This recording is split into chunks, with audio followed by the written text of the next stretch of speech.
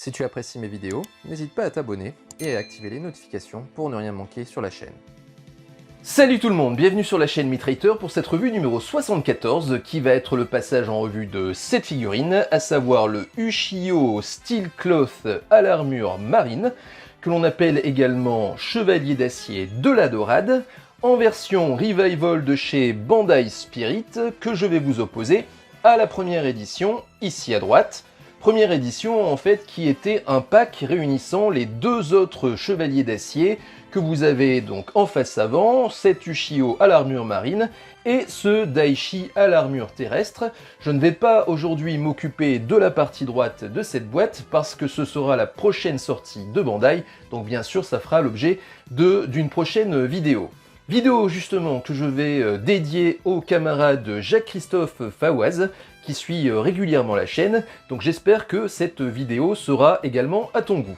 Nous entamons donc un comparatif entre une version Revival et une version première édition. Ce faisant, on revient un petit peu aux sources de la chaîne, puisque très tôt dans celle-ci, je vous ai comparé des versions Revival à des premières éditions. Je sais qu'en général, ces vidéos rencontrent un certain succès, sans doute parce que les collectionneurs que vous êtes, et qui ne possèdent pas encore cette figurine, seront peut-être curieux de savoir laquelle des deux versions est la meilleure, en tout cas sur différents plans. Donc ça va être un peu le fil conducteur de cette revue, vous montrer pas à pas quelle est des deux versions celle qui fait le plus sens et qu'a priori vous devriez acquérir si vous en avez le choix. On commence tout de suite par le comparatif des tarifs et des packaging. La version Revival que vous avez face à vous vient de sortir au Japon. Au moment où je suis en train de tourner cette vidéo, nous sommes en août 2022, ce qui signifie que cette boîte que vous avez face à vous est une version d'import que j'ai commandée comme d'habitude sur l'excellente boutique obigenki.com, dont le lien sera dans la description. Figurine au moment où je suis en train de tourner cette vidéo qui est toujours disponible sur cette boutique, donc si vous voulez la voir tout de suite, je vous renvoie vers celle-ci. Sinon, si vous êtes capable d'être un peu patient, vous pouvez encore trouver cette figurine en précommande sur les boutiques européennes aux alentours de 90 € et elle débarquera a priori dans notre beau pays aux alentours de octobre-novembre 2022. La version première édition, elle, fait donc l'objet d'un pack qui est sorti il y a quand même un petit moment, puisque vous pouvez voir juste en bas qu'il est sorti en 2011. Ce pack est donc difficile à trouver neuf, vous l'aurez plutôt d'occasion, à des tarifs qui doivent s'échelonner entre 150 et 250 €. Alors ça peut paraître extrêmement cher, mais il faut garder en mémoire que ici vous avez les deux figurines qui vous sont fournies, tandis que là vous avez une seule figurine qui tourne aux alentours de 90 €, ce qui signifie que vous allez devoir débourser à peu près 90 € supplémentaires pour avoir la deuxième. Donc quand on cumule les deux, on arrive à un tarif d'environ 180 €, ce qui correspond peu ou prou au tarif de ce pack qui réunit les deux figurines. Donc vous voyez que la comparaison entre les deux fait sens. Si maintenant on s'intéresse aux boîtes, la première remarque que je peux faire, c'est que la taille de la boîte, si elle est importante pour vous, mettra sans doute cette version première édition hors jeu, puisque vous avez bien entendu une énorme boîte, puisqu'il y a deux figurines à l'intérieur, alors que si vous achetez les Revival, vous les aurez en boîte individuelle, donc ce qui sera peut-être plus facile à ranger, ou tout bêtement plus à votre goût. On a face à nous deux versions japonaises, on peut le voir grâce au sticker Toei qui laisse apparaître une mention en japonais, que vous avez ici mais que vous avez également là. Vous pouvez noter également la légère différence de couleur du sticker, mais je vous rappelle que ceci n'a pas vraiment d'importance, ce qui compte c'est vraiment l'inscription qui est en dessous en japonais qui montre qu'il s'agit d'une version japonaise. Si ce n'est pas le cas, ce sera soit une version hongkongaise, soit une version européenne. Je vais également évoquer le logo Bandai en rouge qui est en bas à droite pour la première édition et qui a viré au bleu depuis le passage de ces figurines sous la bannière de Bandai Spirits. Donc ça c'est pour ce qui est de la vision d'ensemble. Maintenant je vais me concentrer uniquement sur la partie gauche de cette boîte puisque la partie droite fera l'objet d'une prochaine vidéo. Si on compare donc ces deux boîtes, on se rend compte que le fond qui est utilisé est un fond bleu un peu futuristique et ce sur les deux boîtes. Ceci renvoie sans doute au fait d'abord que l'armure est bleue, mais également qu'elle est le produit de la science humaine, contrairement aux autres armures, qu'elles soient de bronze, d'argent ou d'or. Vous avez ensuite les différents logos que je ne vais plus détailler, je vais juste m'arrêter sur celui-ci qui est également présent sur le pack avec une mention supplémentaire qui signale Bandai Collector Shop. Remarquez qu'en japonais il est écrit exactement la même chose sur les deux boîtes, en fait ça fait référence au Tamashii Webshop. Ici, ça va être l'occasion pour moi de tordre le cou à une rumeur tenace qui veut que lorsque vous avez cette mention, Bandai Collector Shop ou Tamashii Webshop, appelez-le comme vous voulez, cela signifie qu'on a une figurine qui sera plus rare qu'une autre figurine qui ne contient pas cette mention. Alors, j'ai envie de dire que ceci n'est pas vrai, tout dépend du tirage qui a été fait de la figurine et qui dépend du nombre de précommandes qui a été fait pour cette dite figurine. Qu'elle passe par le circuit classique ou par le Tamashii Webshop, c'est-à-dire commandée directement sur le site internet de Bandai, ça n'a aucune importance. Ce qui compte, c'est le nombre de précommandes qui a été fait, autrement dit la popularité de la figurine dès lors qu'elle a été mise en précommande. Si personne ne s'intéresse à cette figurine lorsqu'elle est en précommande, elle sera de facto tirée en moins d'exemplaires, ce qui signifie que ensuite, lorsqu'elle sortira officiellement, si vous l'avez précommandé, eh bien vous aurez votre figurine au tarif auquel vous l'avez payé. Si par contre vous avez manqué la précommande, il y a de grandes chances qu'il n'y aura pas beaucoup d'exemplaires supplémentaires à la vente dans vos boutiques et que donc de facto son prix augmente. Et ceci, que ce soit une Tamashii Webshop ou pas une Tamashii Webshop. Alors d'où vient cette rumeur ? Eh bien, elle vient du fait que certaines Tamashii Webshop ont atteint des prix stratosphériques. Vous en avez un exemple ici face à vous, vous avez une mention Bandai Collector Shop, et ce pack était d'une part difficile à trouver, et d'autre part à des tarifs qui étaient quand même assez élevés. Vous en avez d'autres exemples, je pense par exemple au Camus version Renega EX, qui est aussi une exclue Tamashii Webshop, et qui était très vite introuvable et à des tarifs stratosphériques. Mais il y a énormément de contre-exemples. J'ai ressorti une figurine plus ancienne, celle-ci. C'est la version du Scorpion EX version OCE. C'est une figurine qu'on a énormément de facilité à trouver, que ce soit d'occasion ou même neuve. Pendant très longtemps, et quand je dis très longtemps, c'est même ces derniers mois, on pouvait trouver cette figurine aux alentours de 60-70 € neuve, scellée. Donc ce qui signifie que quand on regarde par rapport aux autres versions EX, cette figurine a priori soit ne s'est pas vendue du tout, soit elle a été tirée en un nombre d'exemplaires tellement important qu'il n'y a pas eu suffisamment de demandes pour écouler tous les exemplaires qui ont été produits, d'où la chute des tarifs. Donc ceci vous montre bien que malgré le fait que cette figurine portait la mention Bandai Collector Shop, elle a de toute façon subi la loi de l'offre et de la demande et elle n'a pas été produite en un nombre d'exemplaires limité. Donc ça, gardez-le bien à l'esprit parce que cette mention Collector Shop est souvent un argument commercial pour vous vendre la figurine plus cher que ce que vous devriez normalement la payer. Donc ne vous laissez pas avoir par cet argument.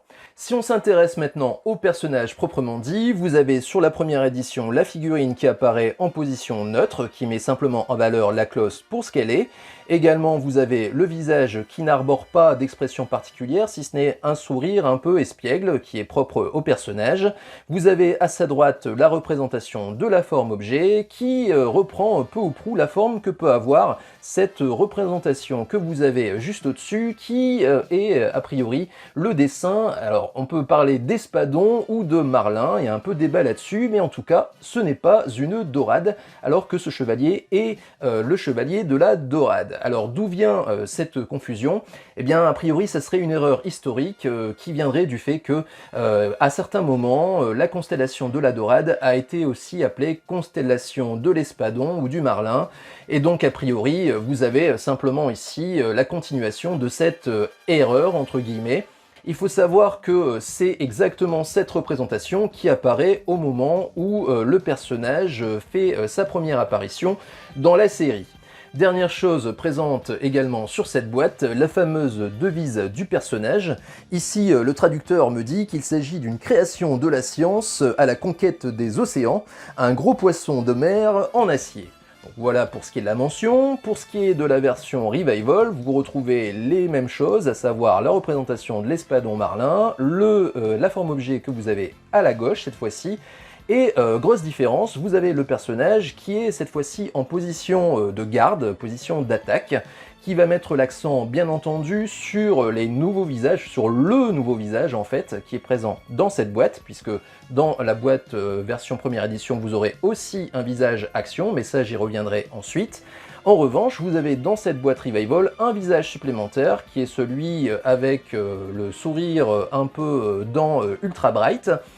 Vous avez donc l'accent qui est mis sur ce visage et la pose qui est en adéquation avec celui-ci. Vous avez une mention supplémentaire, donc vous avez le nom du personnage qui apparaît ici, mais qui apparaît également ici sur la boîte première édition, mais la mention supplémentaire se situe juste là. En fait, en japonais, il est écrit qu'il s'agit d'une version Revival. Présente également sur cette boîte une devise qui est légèrement différente de celle sur la première édition. Ici, le traducteur me dit qu'il s'agit d'un produit de la science qui maîtrise la télékinésie, donc ça on aura l'occasion d'en parler davantage lorsque j'évoquerai l'historique du personnage lors du montage. Il s'agit donc d'un poisson bleu qui perce les océans. On va s'intéresser maintenant aux tranches. Alors ça va être un petit peu difficile pour moi puisque la taille de la boîte de la version première édition est quand même assez conséquente. Sur cette première tranche, vous avez le personnage en position neutre, qui est d'ailleurs celle que l'on avait sur le recto de la première édition. Et vous avez sur la boîte première édition simplement la représentation symbolique de la forme objet. Sur l'autre tranche, vous avez exactement la même chose sur la version Revival que l'on avait sur cette première édition, donc c'est-à-dire la représentation symbolique de la forme objet, tandis que sur le pack, vous avez simplement le deuxième porte-armure que vous avez dans la boîte. Donc voilà pour ce qui est des tranches. On va s'intéresser maintenant à la partie verso, donc j'essaye de faire en sorte d'être dans le cadre. Voilà, donc vous avez sur la partie droite cette première édition qui fait apparaître le personnage en position d'attaque qui est très similaire à celle que vous avez sur la version Revival, sauf que pour moi, celle sur la version Revival est mieux réalisée. On a vraiment un meilleur angle de vue qui a été pris pour réaliser le cliché. Vous avez également une autre pose ici de garde qui met en valeur cette fois-ci le visage typé action dont je vous parlais tout à l'heure. Vous avez sur la version Revival également la présence de ces 10 visages ici, donc vous en avez 3, un visage neutre, un visage donc hurlant et un visage ricanant. Vous avez également la même pose en position de garde que vous avez là, donc dans un petit encadré. Vous avez aussi d'autres configurations qui vous sont montrées, alors que du côté de la version première édition, on a beaucoup moins de photos. Ceci étant dû sans doute au fait qu'on partageait un peu la boîte avec le Daichi. Dernière chose que je vais évoquer, c'est le fond qui est utilisé. On a un fond un peu nuit étoilée sur la version première édition, qui fait sans doute référence à la première apparition de ces chevaliers d'acier lors de la toute fin de l'épisode 25, qui se situe la nuit. Pour ce qui est de la version Revival, en revanche, le fond étoilé a fait place à une espèce d'aura qui correspondrait a priori au Cosmo, ce qui est un peu un petit abus dans le sens où rappelez-vous que ces chevaliers d'acier n'ont pas de Cosmo, ce sont des armures mécaniques, donc ils tirent leur pouvoir non pas d'eux-mêmes, mais de leur armure. Donc ça c'est pour ce qui est de la différence entre ces deux boîtes. Dernière chose que je vais évoquer simplement en passant, c'est les dessus des boîtes qui font apparaître en fait une sorte de cible que vous aviez tout à l'heure lorsque l'on avait la représentation symbolique des formes objets. Et puis en dessous vous avez simplement les mentions légales. Alors rappelez-vous différence entre les boîtes de maintenant et les boîtes d'avant. Vous n'avez aucun graphisme sur le dessous de la boîte avant, alors que maintenant vous avez le personnage ici en position d'attaque en faisant une sorte de coup de pied volant, pose que vous aviez, et j'ai oublié de le mentionner, au verso de cette boîte Revival. Donc voilà pour ce qui est des packaging. On va s'intéresser maintenant au plus important, à savoir les contenus.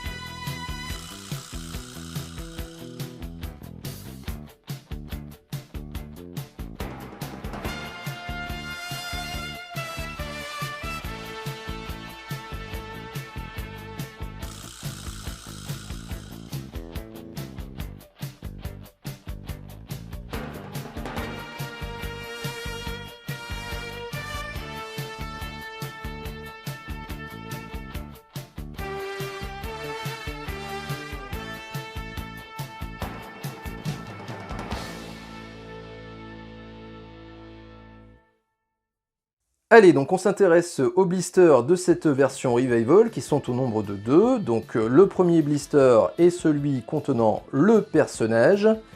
Personnage qui jouit de 3 visages différents. Donc je ne vais pas trop m'attarder sur les expressions puisque j'aurai l'occasion de détailler avec le comparatif face au Setei, mais également face au visage de la première édition. Alors je sais que certains collectionneurs attendent avec impatience cette partie, dans la mesure où les premiers visuels qu'on avait eus sur cette version Revival n'étaient pas très flatteurs pour ce qui est de la figurine, donc ça sera l'occasion pour nous de voir s'il y avait vraiment matière à inquiétude.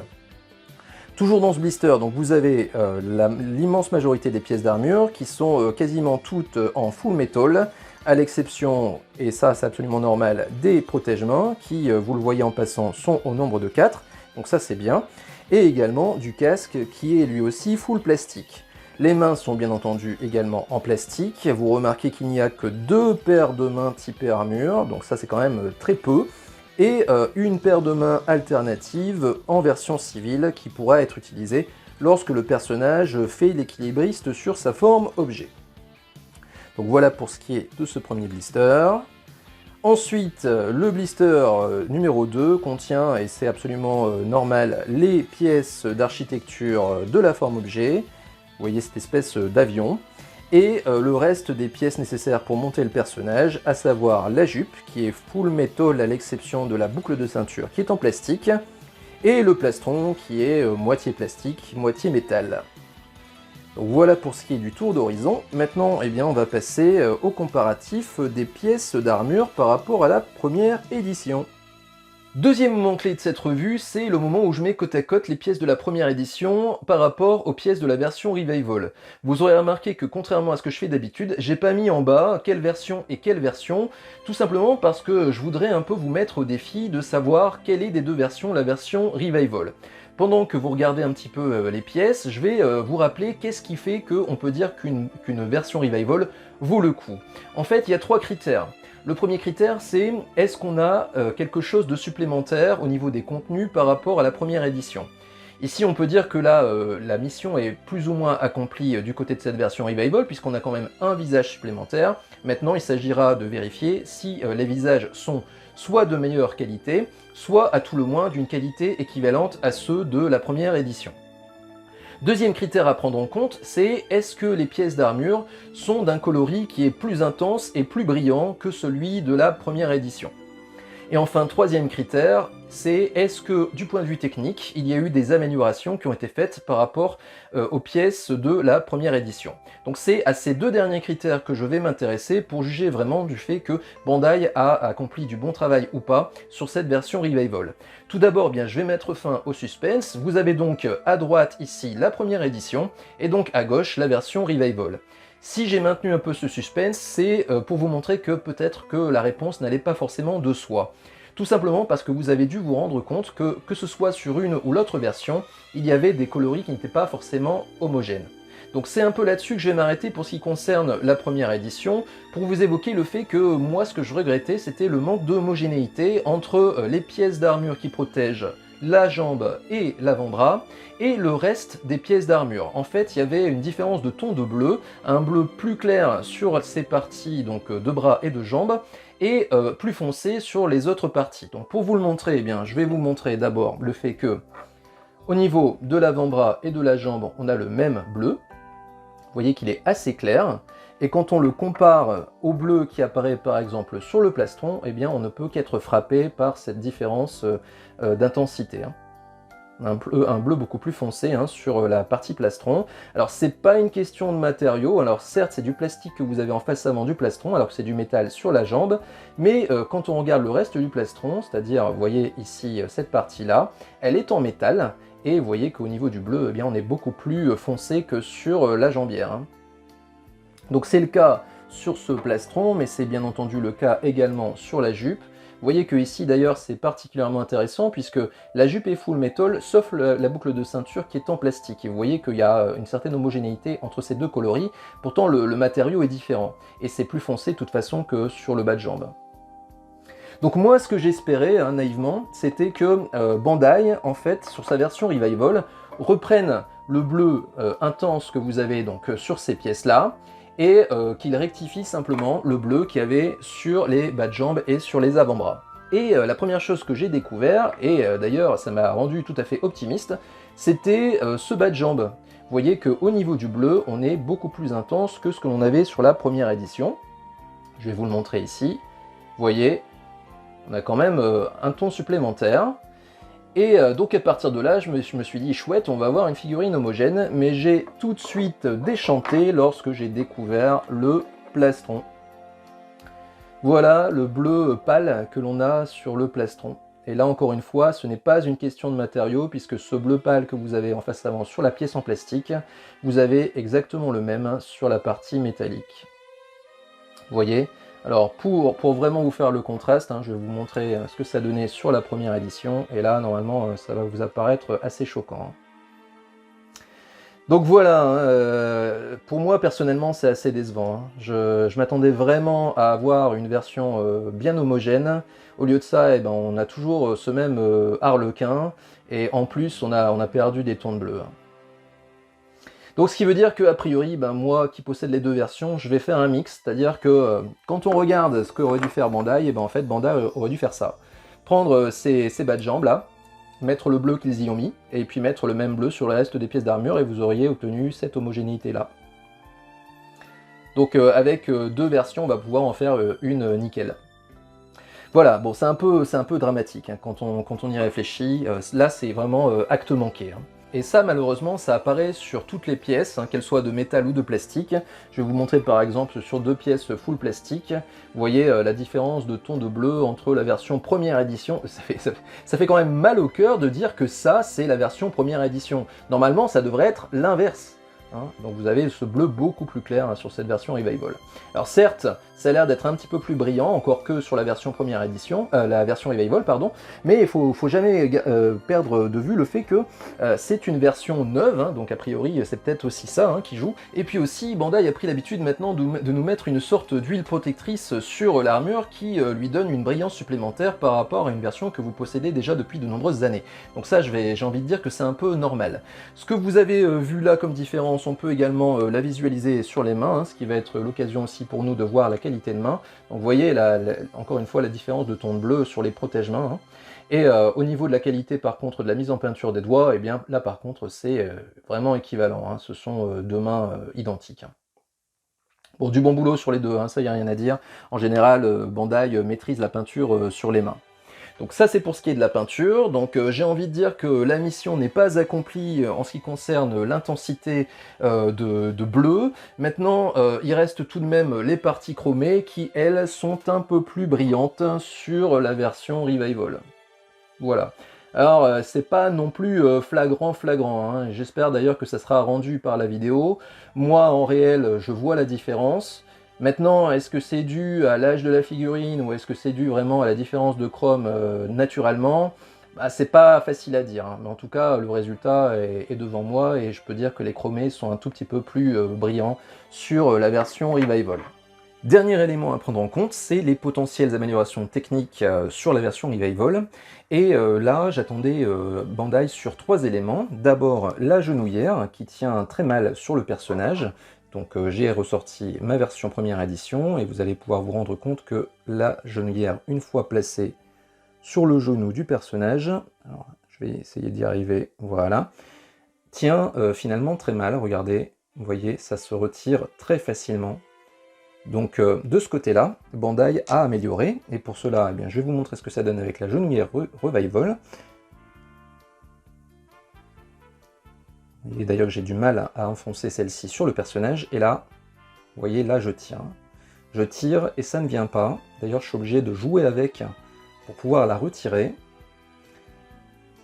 Vous voyez, j'ai vraiment peine à l'enlever. Voilà. Donc le résultat est, ma foi, très probant. Alors pour arriver à ce résultat, Bandai, qu'est-ce qu'il a fait? Eh bien, il a simplement modifié l'ergot de la pièce. Donc en fait, l'ergot est à la fois plus épais et également, surtout, plus long. Donc j'espère que vous le verrez clairement sur l'image.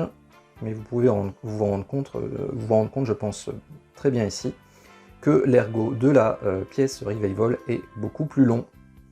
Donc là, on peut quand même féliciter Bandai de ne pas s'être contenté de recopier simplement, bêtement, la pièce de la version première édition, sachant que tout de même, eh bien, ça modifie, j'imagine, un peu le calibrage du moule qui est utilisé pour faire cette figurine. Donc on peut souligner tout de même qu'ils ont fait cet effort, et le résultat est vraiment là. Deuxième élément également qui était problématique, c'était la tenue donc, de la partie avant du plastron sur la version première édition. Celle-ci est bien pareil, ne tenait pas très fort, hein, regardez, vous voyez, ça s'en va très facilement.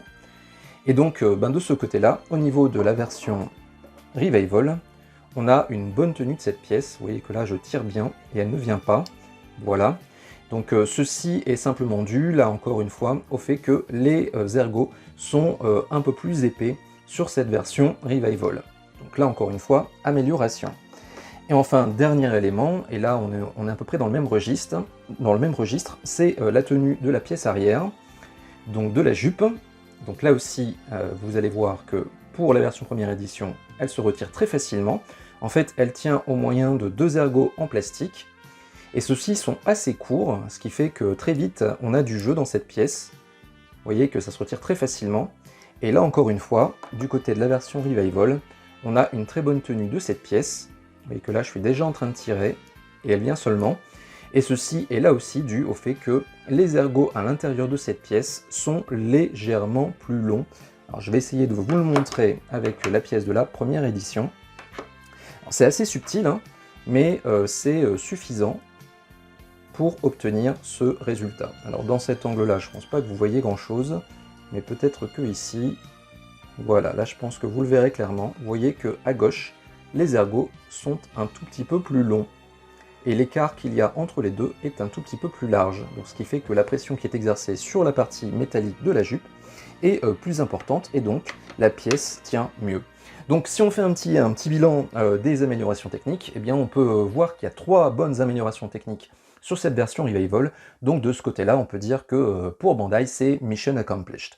Donc voilà pour ce qui est du comparatif des pièces des deux versions. Donc je dirais que malheureusement on n'est pas encore dans une version parfaite de l'armure de Ushio, mais on a quand même une amélioration de la tenue des pièces. On va passer maintenant au comparatif des visages. C'est parti pour le comparatif des visages, avec donc à gauche celui de la version Revival et à droite celui de la première édition. Et la première remarque que je vais faire, c'est sur la forme des visages qui est légèrement différente, avec un visage qui est un tout petit peu plus allongé et un tout petit peu moins large. En tout cas, c'est l'illusion que l'on a sur le cliché sur la version première édition, et ceci est grandement dû, à mon avis, à la différence de matériaux utilisés sur ces deux visages. Bon, évidemment, les deux sont en plastique, mais le plastique qui est utilisé sur la version première édition est beaucoup plus dur, tout simplement parce que c'est une pièce d'un seul tenant. En fait, la pièce qui vient se loger sur la tige du cou est totalement d'un seul bloc avec le visage, alors que pour la version Revival, eh bien, c'est simplement le système EX qui est utilisé, c'est-à-dire une pièce centrale qui vient se poser donc sur la tige du cou, et sur laquelle vous allez venir poser les différents visages, un peu comme des masques. Donc l'avantage de ce système, c'est qu'il permet d'avoir beaucoup d'expressions de visages différentes grâce aux visages qui sont fournis dans la boîte, alors que sur les versions classiques ancienne génération, eh bien, on avait en général un seul visage, voire deux quand c'était jour de fête, mais sinon globalement c'était une seule expression. L'avantage de ces visages, donc ancienne génération, c'est qu'on pouvait vraiment leur donner vraiment du relief. On pouvait notamment bien marquer les traits du visage. Vous voyez notamment ici que la fossette du personnage est bien marquée. On discerne bien également son menton. On voit également que la cicatrice qu'il arbore est bien creusée. Tout ça a un côté beaucoup plus plat sur cette version Revival. Vous voyez notamment ici au niveau de la fossette, les lèvres qu'on a du mal à discerner. Donc là, je vais dire que c'est un peu une question de goût. Néanmoins, ça explique un peu l'impression de visage bouffi qu'on pouvait avoir sur certains clichés lors de la présentation de cette version Revival, dû au fait que ce visage a un côté un peu plus plat, donc il est un peu moins bombé que peut l'être ce visage de la version première édition. Ce côté plat, on peut également le voir sur cette image, où vous pouvez voir les oreilles qui sont nettement mieux dessinées sur la version première édition. Vous voyez qu'on a peine à discerner les sillons des oreilles sur la version Revival. Autre chose également que je tenais à signaler, c'est que sur ces deux visages, vous avez des iris de couleurs différentes. Donc vous avez des iris plutôt marron sur la version première édition et plutôt violacé donc, sur cette version Revival. Donc la question se pose, qui est dans le vrai? Eh bien, réponse en image. Vous voyez que ici, clairement, on a plutôt du marron. Autrement dit, c'est ici la version première édition qui est dans le vrai. Avant de passer au comparatif face au Setei, je vais vous montrer les deux visages hors chevelure côte à côte, comme ça vous pourrez mieux juger du sculpte des deux visages. Vous voyez hein, notamment ici hein, ce côté peut-être un petit peu plus bouffi du visage de la version Revival et aussi un peu plus court. Hein. Et également le système hein, de visage qui est différent, ce que je vous décrivais tout à l'heure, hein. Un seul tenant sur la pièce première édition, alors que vous voyez que ici, eh bien, ce sont des visages hein, qui viennent se poser sur une partie centrale. Hein. Qui vient ici en fait. Donc voilà pour ce qui est de la technique. On arrive maintenant au comparatif face au Setei, donc visage neutre. Alors je vais m'intéresser simplement vraiment au visage neutre et au visage criant, tout simplement parce que le visage ricanant je ne l'ai pas, et surtout il n'est pas présent sur la version première édition, donc c'est un comparatif qui n'aurait pas beaucoup de sens. Mais sachez en tout cas qu'il existe, et je vous le montrerai de toute façon en photo. Donc le Setei ici. Alors, l'angle de vue n'est pas tout à fait le même, l'expression notamment au niveau de l'œil droit.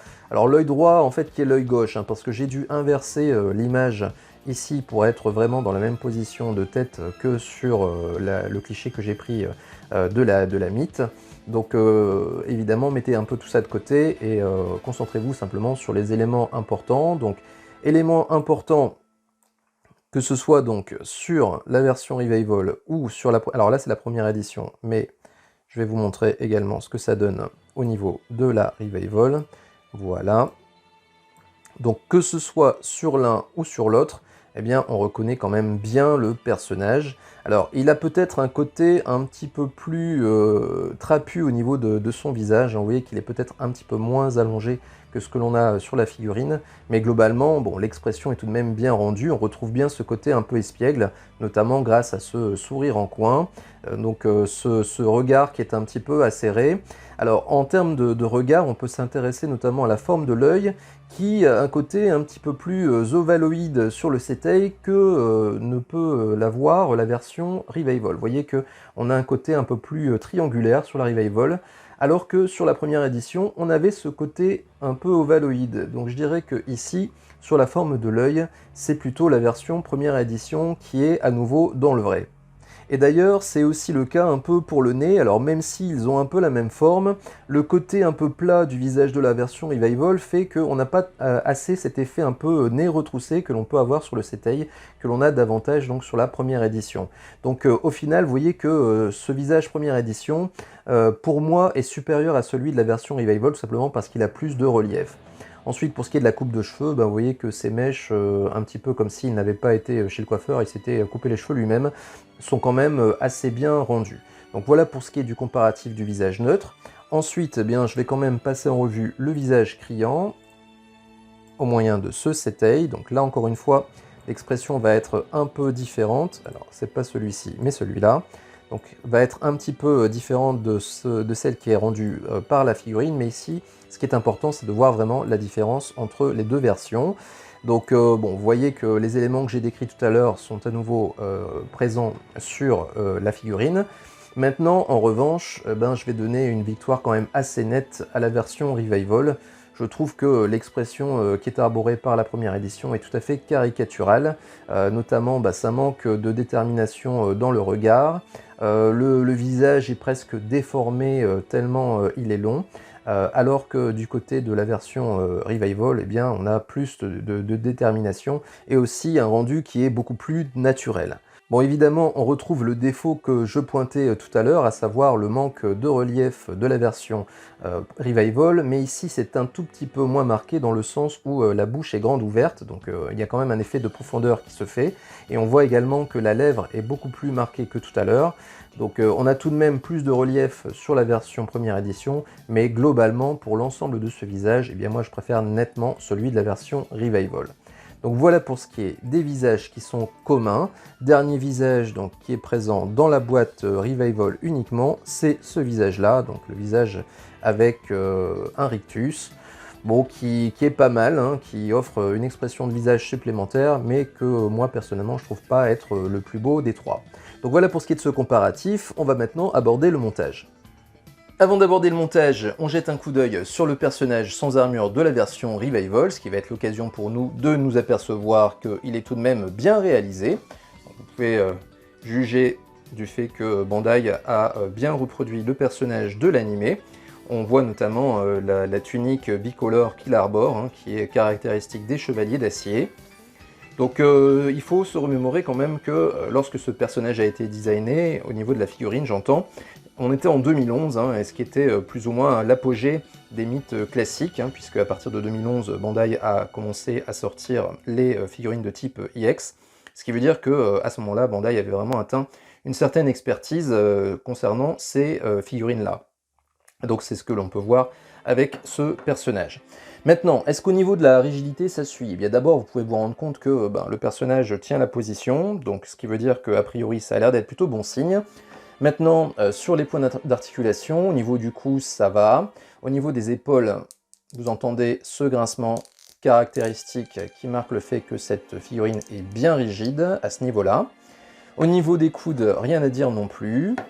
Au niveau du buste, alors rappelez-vous que pour les corps de ces Revival qui ont des corps de type G3, c'est en fait un corps de type G3 amélioré avec des pièces de renfort métallique, notamment ici et également dans l'entrejambe.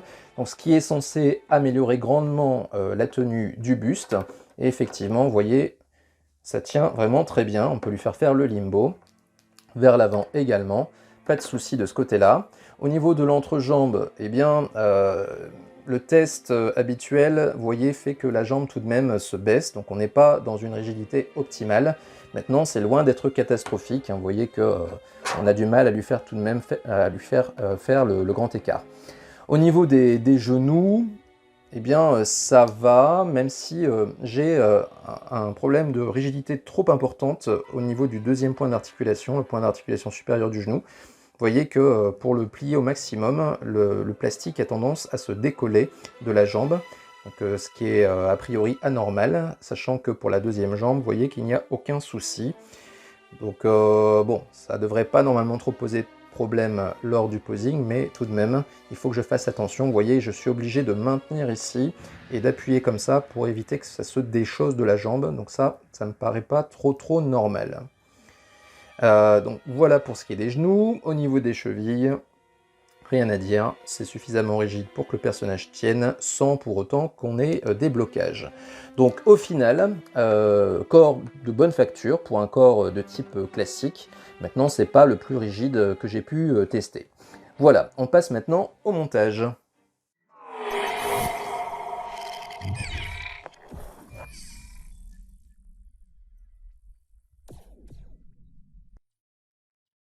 En avant pour ce montage qui n'aura pas posé de problème. Maintenant, il y a quand même quelques points de vigilance que je vais vous signaler. Le premier d'entre eux concerne la genouillère, qu'il faut veiller à bien aligner avec la jambière parce que celle-ci a tendance à tournoyer. Le deuxième point, et c'est peut-être le plus important, ça concerne le montage de la jupe. Donc il y a une petite boucle de ceinture en plastique à enlever sur l'avant. C'est pas forcément facile de l'enlever, donc faites attention parce que comme la pièce est en plastique, il est très facile de la rayer. Une fois que vous avez fait cela, n'essayez pas d'ouvrir la jupe tout de suite, il faut absolument retirer le pan arrière de celle-ci parce que sinon, quand vous allez ouvrir la jupe, la pièce arrière va tout simplement sauter et vous pourriez risquer soit de l'endommager, soit de la perdre. Donc retirez bien ce pan arrière et ensuite seulement ouvrez la ceinture, montez-la sur le personnage et vous n'avez plus qu'à tout remonter. Pour le reste du montage, il n'y a pas grand chose à signaler, si ce n'est de bien positionner les pièces des avant-bras sur le côté, de telle manière à cacher au maximum l'articulation du coude et pas lui donner des bras de motard.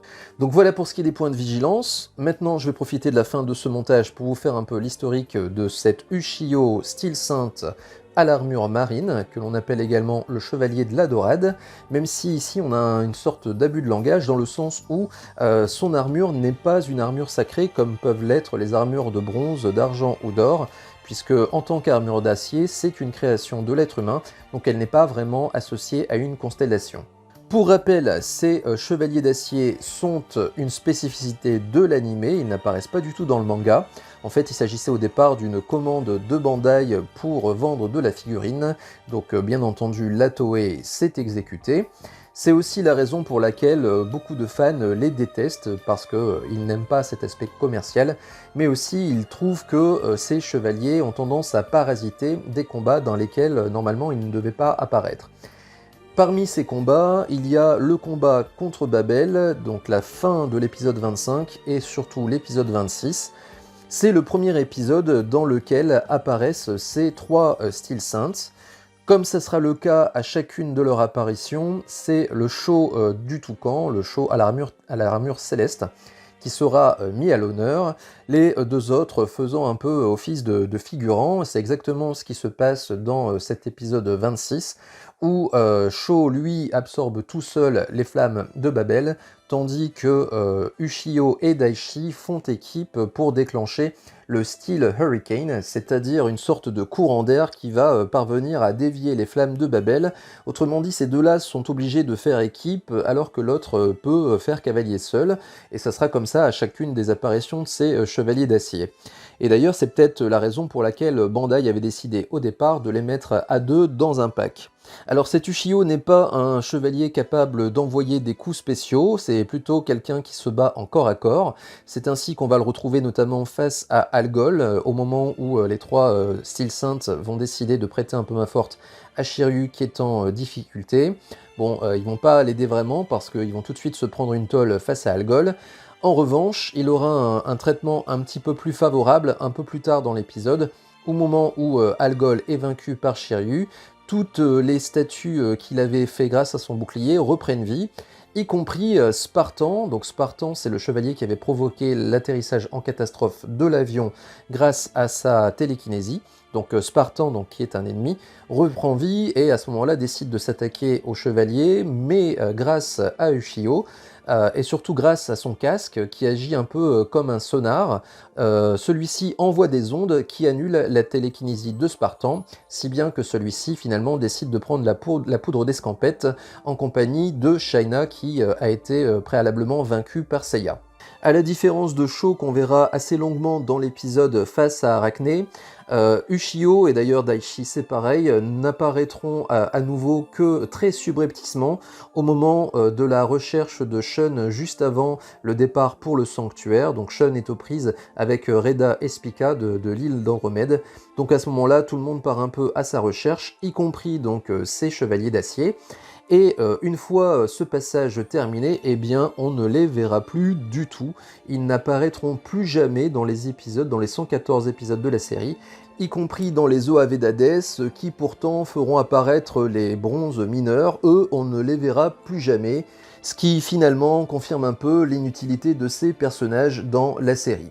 Donc voilà pour ce qui est de cette historique, qui aurait été vraiment très rapide. Je vous laisse apprécier le rendu de la figurine, et nous on se retrouve juste après le posing pour le bilan.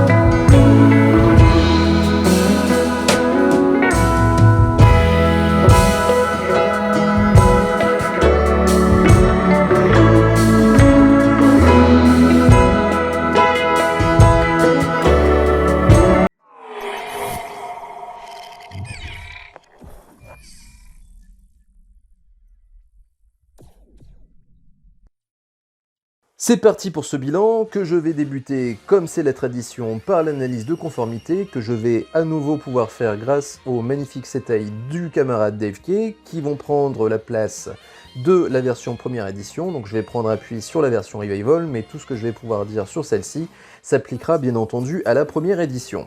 Si je regarde d'abord la shape globale du personnage, eh bien je dirais d'abord que la figurine a un côté un peu plus longiligne que ce que l'on a en illustration. Ensuite, si on part du bas de la figurine, quand on regarde la jambière, on remarque qu'il y a déjà un petit problème au niveau de la forme. On a un côté bombé sur la totalité de la jambe sur le setai, alors que sur la figurine, on a d'abord un bas de jambe qui est droit, et ensuite seulement c'est bombé au niveau du mollet. Donc c'est peut-être un petit peu plus logique de le faire comme ça au niveau de la figurine, mais c'est pas comme ça que ça apparaît sur le personnage. Ensuite, si on monte, on arrive à la genouillère, et ici, bon, globalement, ça ressemble pas mal, même s'il y a un côté un peu trop ovaloïde sur la figurine. On continue de monter, on arrive sur la jupe, et ici, même si au niveau de la forme, c'est à peu près respecté, au niveau de la longueur, par contre, on n'y est pas, c'est beaucoup plus long sur la figurine, aussi bien sur le pan avant que sur les pans latéraux, qui sont même un peu plus longs que le pan avant, alors que sur le personnage, tout est à peu près au même niveau. On arrive maintenant au niveau des bras sur lesquels je ne vais pas m'étendre. Bon, ils sont un tout petit peu plus longs que sur l'illustration, mais globalement la forme est respectée. Au niveau du plastron, je dirais que la taille est ok, mais malheureusement il y a un côté un peu trop bombé par rapport au setai. On arrive maintenant au niveau des épaulières qui sont là encore une fois un peu trop longues et surtout qui se terminent en pointe, alors que sur l'illustration ça se termine de façon arrondie. On arrive maintenant au casque. Du point de vue de la crête, c'est bien. En revanche, du point de vue de l'espèce de visière, on est un petit peu trop en pointe par rapport au setai. Donc ça, c'est pour la partie recto. Pour ce qui est de ce personnage, il y a quand même quelques pièces qui sont un petit peu originales par rapport à d'habitude au niveau du dos, donc je trouvais ça intéressant éventuellement de regarder ce que ça donne par rapport au setai, puisque j'ai aussi une image de dos. Et j'ai envie de dire que heureusement qu'on n'expose pas le personnage de dos, parce que sinon on n'aurait vraiment pas une grande fidélité par rapport à ce que l'on a en illustration. Vous remarquez que la pièce dorsale de la figurine est beaucoup trop longue et beaucoup trop volumineuse. Ça fait un petit peu penser à ces espèces de sacs à dos qu'on prend avec des réserves d'eau quand on va courir. Donc là, on n'est pas du tout dans la pièce qu'on a sur l'illustration, qui est beaucoup plus courte et beaucoup moins volumineuse. On a également une prise de liberté, vous voyez, au niveau des épaulières, on devrait avoir des espèces de trous. En revanche, ici, on a une sorte de retour métallique pour finir l'épaulière. Donc ça se fait un peu au détriment du design d'origine. Donc voilà pour ce qui est de la partie verso et qui conclut cette analyse de conformité. Ce qui m'amène maintenant à la partie les pour et les contre de la figurine. Au chapitre des points positifs, je vais d'abord évoquer le fait qu'on a un personnage qui est disponible. Donc ça, évidemment, c'est pas opposition à la version première édition que vous aurez plus de mal à trouver, en tout cas neuve, alors que cette version Revival, vous la trouverez très facilement dans n'importe quelle boutique. Deuxième point positif, c'est qu'on retrouve quand même plutôt bien le personnage de l'animé, et ce, malgré les quelques petits problèmes de conformité de son armure. Le personnage est globalement bien reproduit et son visage est tout à fait conforme à ce que l'on a dans la série. Troisième avantage, ce sont les améliorations techniques, les 3 améliorations techniques qui ont été apportées aux pièces d'armure, ce qui améliore grandement leur tenue. Donc ça, c'est vraiment positif de la part de Bandai de nous les avoir faites. Il y a plein de cas où ils nous ont sorti des Revival sans rien du tout changer au niveau de la tenue des pièces. Ici, il y avait quand même 3 problèmes qui se posaient sur la version première édition, et ces 3 problèmes ont été totalement réglés. On peut évoquer également la présence d'un visage supplémentaire par rapport à la version première édition.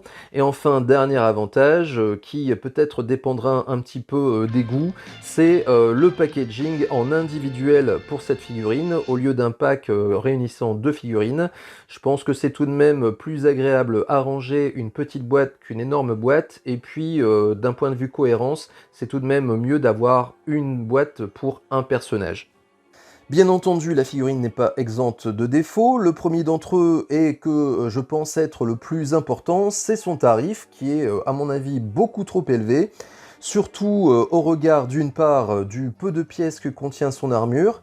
On n'a pas de protège biceps, on n'a pas de cuissarde, donc ce sont des éléments métalliques en moins, et pourtant on arrive à un tarif de 90 €, ce qui correspond peu ou prou au tarif que l'on peut avoir sur des figurines comme des Gold EX par exemple, qui contiennent beaucoup plus de pièces dans la boîte, aussi bien en termes de pièces d'armure que de pièces du visage.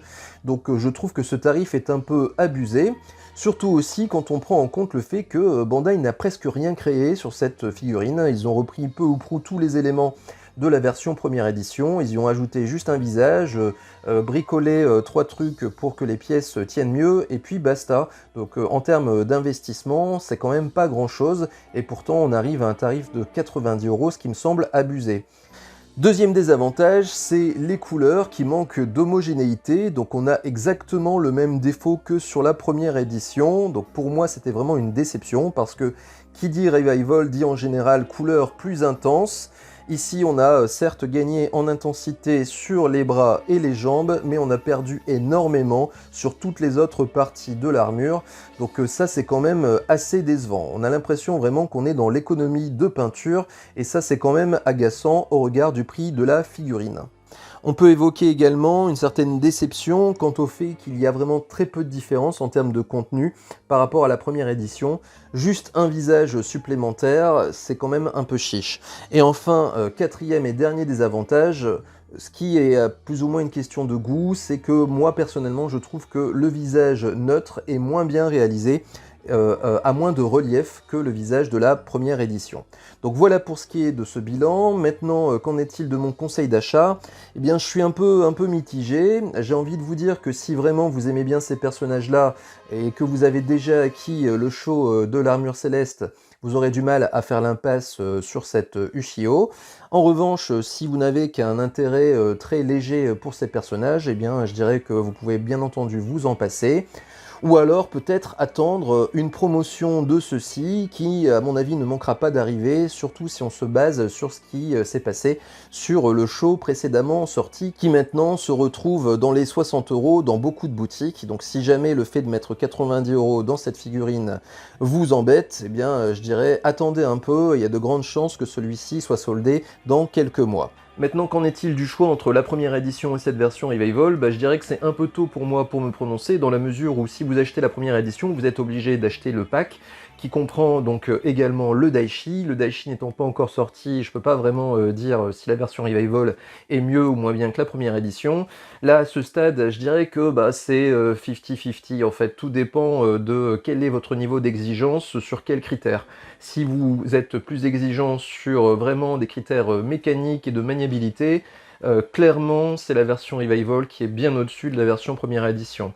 Si en revanche vous êtes plus sur des critères esthétiques et statiques, je dirais que le visage neutre de la première édition et les coloris un tout petit peu plus homogènes, puisqu'il y a beaucoup plus de parties qui sont bleues, d'un bleu un peu plus foncé que le bleu un peu plus clair des avant-bras et des jambes, et bien dans ce cas-là, il vaudra mieux se diriger, à ce stade en tout cas, sur la première édition. Donc je dirais simplement que comme d'habitude, le choix vous appartient. Donc voilà qui conclut cette revue numéro 74, qui était consacrée au Ushio Steel Sainte à l'armure marine. J'espère que celle-ci vous aura intéressé et diverti. Si c'est le cas, je vous encourage, comme d'habitude, à me laisser votre petit pouce vers le haut, ainsi qu'un commentaire dans l'espace prévu à cet effet. Je vous encourage également à vous abonner à la chaîne et à activer les notifications pour ne pas manquer les contenus qui arriveront prochainement. Nous concernant, eh bien, on se retrouvera très bientôt pour une prochaine figurine, et d'ici là, comme d'habitude, portez-vous bien.